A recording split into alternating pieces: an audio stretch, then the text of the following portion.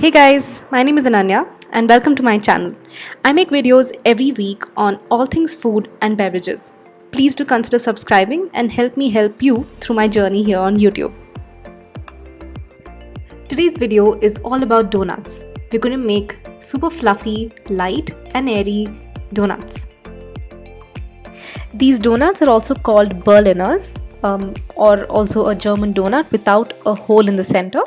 This dough is generally sweet yeasted dough and will be fried in a fat, which is the sunflower oil that I'll be using.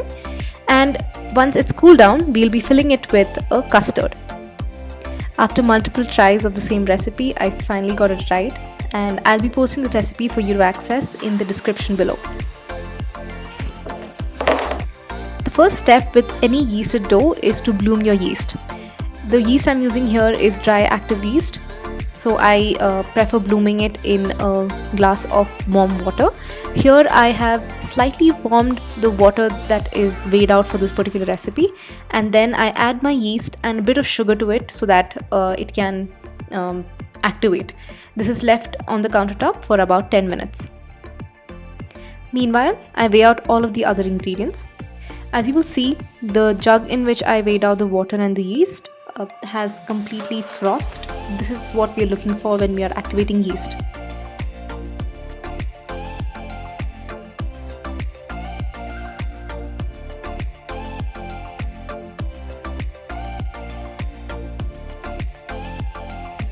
I run my stand mixer at the speed of 1 to 2. I don't exceed beyond 2 here because I want to control the gluten formation.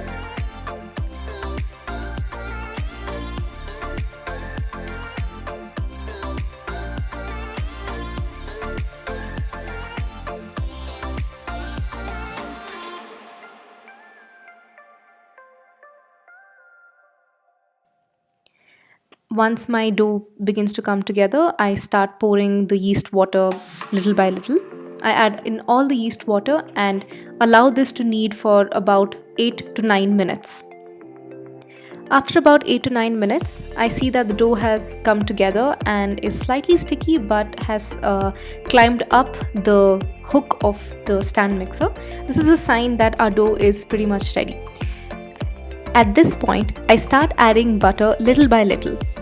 We have to make sure not to add all the butter at once so that the dough does not separate and does not over knead, because combining the butter into the dough will take way too long.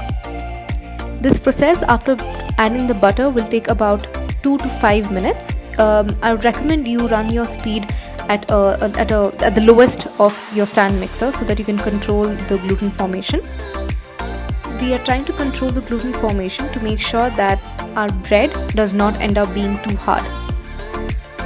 Once all the butter is combined, I take this out of the stand mixer and put it into a clean bowl. The next step is to let this proof for about 1 hour. We'll see that by the end of 1 hour, this dough has doubled in size. This is what we're looking for. Once the dough has proofed, I take it out of the bowl and flatten it completely to degas the dough. I then split this dough into 8 equal halves, as you will see here.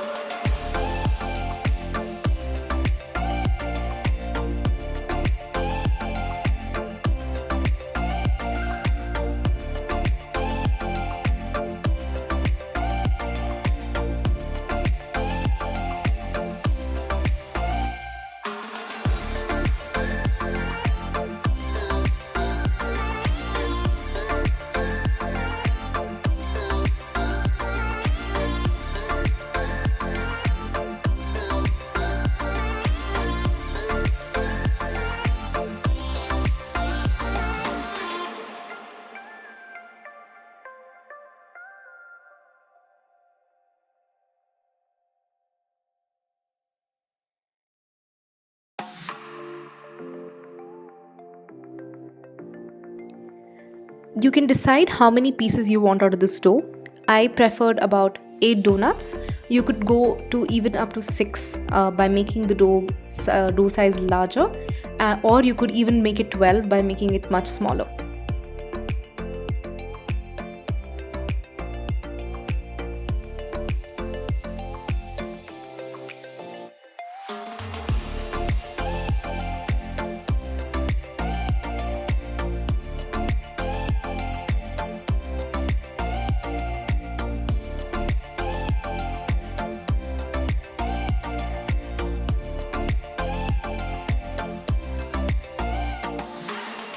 Here I show how the dough that you weighed out is rolled into a nice tight ball. You basically flatten the dough, roll it into itself, and then with the palm of your hand you roll the dough within it and make sure that the ball is tight.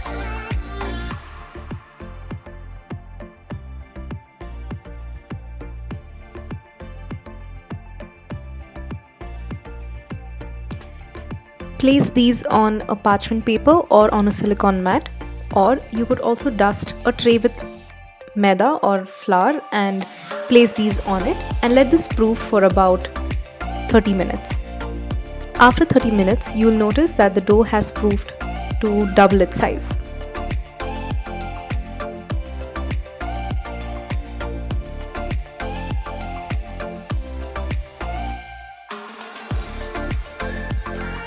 I filled a pan here with oil and I let it heat to up to 160 to 170 degrees Celsius. I have a food-based thermometer.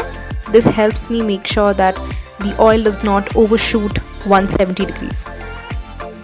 If the oil is way too hot, your donut is going to fry way too quickly and get a very deep brown color, and you will think that it's done. But when you take it out and you let it cool down and break it open, you will see that the dough is still very dense inside and it's undercooked.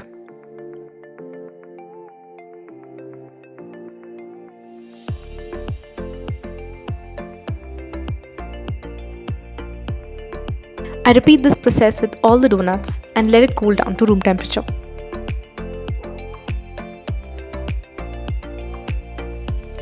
I let the donut fry in the oil for about 1 minute per side. Once the donut looks as it does in the video, you can take it out and set it on a paper napkin, or you could put it on a cooling rack.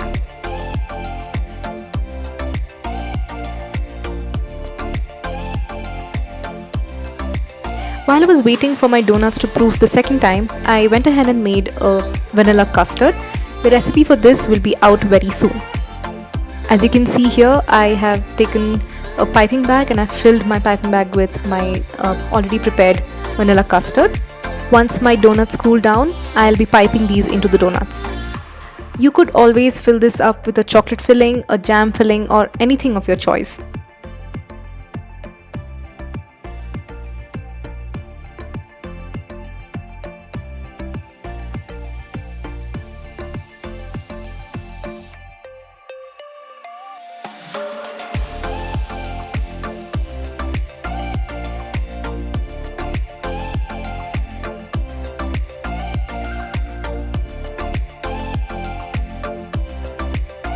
Filling up the donut is the easiest part. All you need to do is push your piping bag into the donut and pipe it till you feel it's filling up.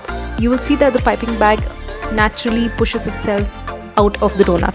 That's when you know that you have appropriately filled your donut. And that's it.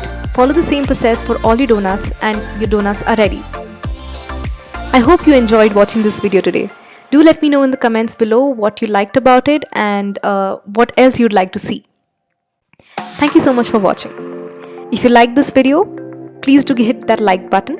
And if you know somebody who might like to do this recipe, please do share it with them. Please consider subscribing and I'll see you again next week. Bye bye.